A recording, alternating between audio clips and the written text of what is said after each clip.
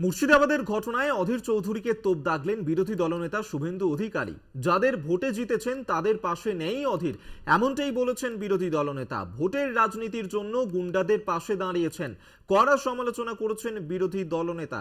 আপনাদেরকে আরেকবার জানিয়ে রাখবো, মুর্শিদাবাদের রামনবমীর মিছিলকে কেন্দ্র করেই উত্তপ্ত হয়ে ওঠে সেখানকার পরিস্থিতি। সেই ঘটনায় যারা আহত হয়েছেন তাদেরকেই হাসপাতালে দেখতে পৌঁছে যান অধীর চৌধুরী, এবং তারপরেই সেখানকার বিজেপির সাংগঠনিক জেলা সভাপতি শাখারব সরকারের সঙ্গে ধস্তাধস্তিতে জড়িয়ে পড়েন। বাকবিতণ্ডা শুরু হয়, অধীর চৌধুরীকে ধাক্কা দিতেও দেখা যায়, এবং সেই ঘটনাতেই এবার শুভেন্দু অধিকারী তিনি কটাক্ষ করেছেন অধীর চৌধুরীকে। তিনি বলেছেন যে যাদের ভোটে জিতেছেন তাদের পাশে নেই অধীর, ভোটের রাজনীতির জন্য গুন্ডাদের পাশে দাঁড়িয়েছেন তিনি।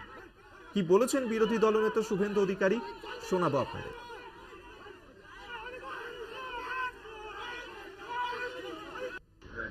সংবিধান সবসময় মাইনরিটিদের প্রোটেকশনের কথা বলে। মুর্শিদাবাদে কারা মাইনরিটি? হিন্দুরা মাইনরিটি। তারা আক্রান্ত হচ্ছে, আর যাদের ভোটে উনি জিতেছেন তাদের পাশে না দাঁড়িয়ে ভোট রাজনীতি করার জন্য গুন্ডা ক্রিমিনালদের পাশে দাঁড়াচ্ছে।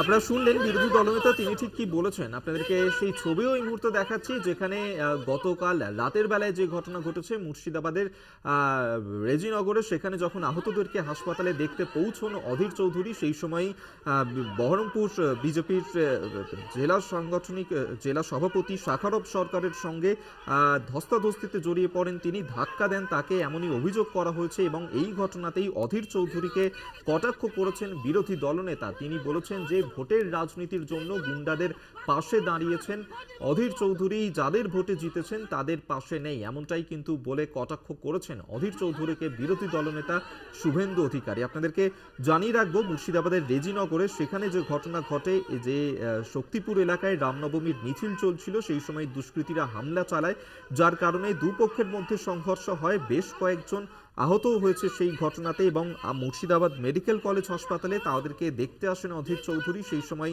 বিজেপির জেলা সভাপতি শাখারব সরকারকে ধাক্কা দেওয়ার অভিযোগ ওঠে অধীর চৌধুরীর বিরুদ্ধে।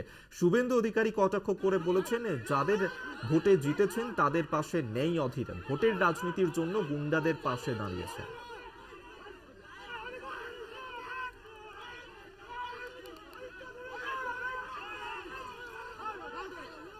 কংগ্রেস মুখপাত্র সৌম্য রায় এই মুহূর্তে আমাদের সঙ্গে টেলিফোনে রয়েছেন। সৌম্যবাবু, মুর্শিদাবাদের যে ঘটনা, যেখানে মেজাজ হারাতে দেখা যাচ্ছে অধীর চৌধুরীকে, এবং তার বিরুদ্ধে অভিযোগ উঠেছে যে ধাক্কা দিয়েছেন তিনি জেলা সভাপতি শাখারব সরকারকে, এবং সেই ঘটনাতেই শুভেন্দু অধিকারী তিনি বলছেন যাদের ভোটে জিতেছেন তাদের পাশে নেই অধীর, ভোটের রাজনীতির জন্য গুন্ডাদের পাশে দাঁড়িয়েছেন তিনি। এইসব কথাবার্তা যিনি বলছেন তিনি তো একটা সময় ডাকাত দলের সর্দার ছিলেন। তিনি তৃণমূলের পতাকা নিয়ে এই সমস্ত লোকদের তৈরি করেছেন, যারা গণতান্ত্রিক ব্যবস্থা মানে না। সাংসদ 5 বারে তাকে আক্রমণ করতে যায় রাস্তার উপরে, তাদের হয়ে উনি কথা বলছেন। উনি কি ভুলে গেছেন 2020-র আগে পর্যন্ত পশ্চিমবাংলার এই 4টে জেলাতে তৃণমূলের ঝান্ডা নিয়ে এই গুন্ডাদের সর্দার হয়েছিলেন। এখন ওনাকেই মাননীয় মুখ্যমন্ত্রী গদ্দার বলছেন। এই সর্দাররা এখন গদ্দার হয়েছে। তো এনাদের অবস্থানটাই বোঝা যায় না, তাদের মুখে কথাবার্তা বানায় না।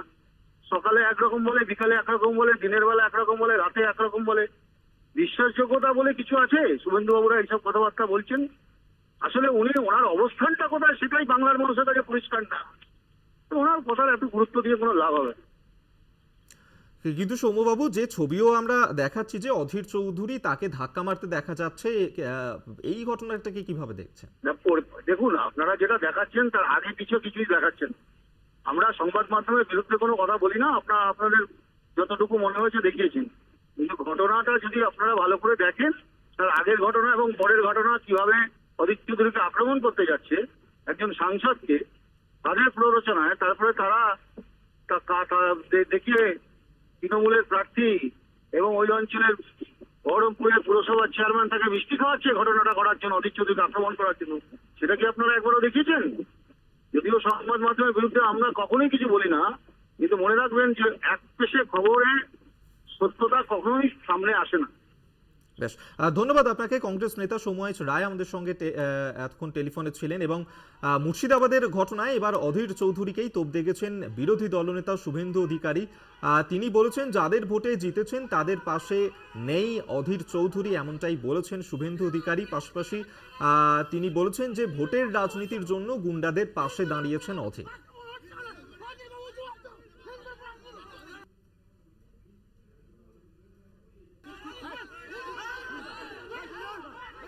এবং গতকালের এই যে ঘটনা এবং সেই ঘটনাতেই যাকে ধাক্কা মারার অভিযোগ উঠেছিল, অর্থাৎ বিজেপির বহরমপুর সাংগঠনিক জেলা সভাপতি শাখারব সরকার, তিনি কি প্রতিক্রিয়া দিয়েছেন, কি বলছেন তিনি, শোনাব।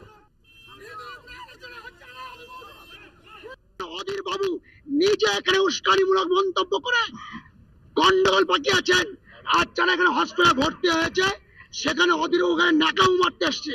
আর আমাদের ছেলেপেলে যখন ওনাকে রুখতে গেছে উনি নিজে আমাকে ধাক্কা মেরে মুখ ফাটিয়ে রক্তাক্ত করেছে। আপনাদের ফুটেজ আছে, আপনারা নিজেরাও দেখেছেন। উনি ভাবছেন যে পূর্বের মতো আমি আমার দাদাগিরি করব, উনি বুঝতে পারছেন না উনি এখন 2000 টাকার নোট বাজারে অচল। অধীর বাবু যেখানে যাবেন সেখানে কলা ধাক্কা খাবেন, জনগণ দেবে।